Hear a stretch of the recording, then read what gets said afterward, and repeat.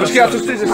Možná ještě se nic nedělo u Plzně a byl tu pořád klid.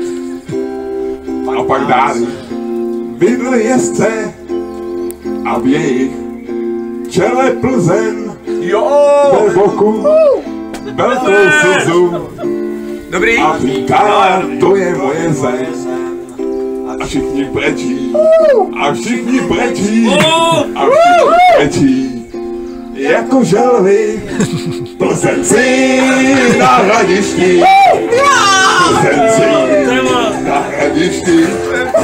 Plzeňci na Hradišti. Plzeňci na Hradišti. No to je žavič. Po 12 letech znova.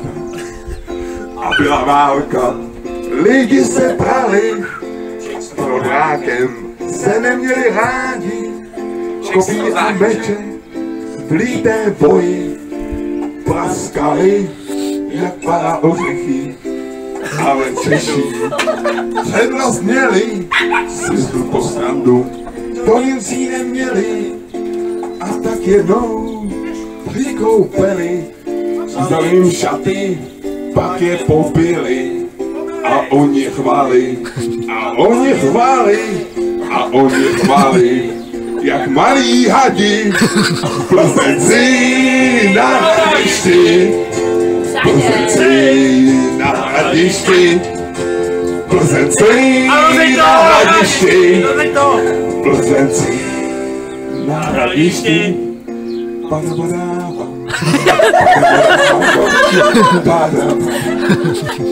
Plzeňáci se radovali a hned Bohu za to děkovali a babi vděčnost prokázali, zase po čase trochu pracovali. Od těch, kdo stojí tam, veliký kulatý stán, a až jednou půjdete kolem, vzpomeňte na to, co jsem tu zpíval, jak plzeňáci bojovali a slávu Plzně budovali. Plzeňci na Hradišti, Plzeňci na Hradišti, Plzeňci na Hradišti, Plzeňci na Hradišti.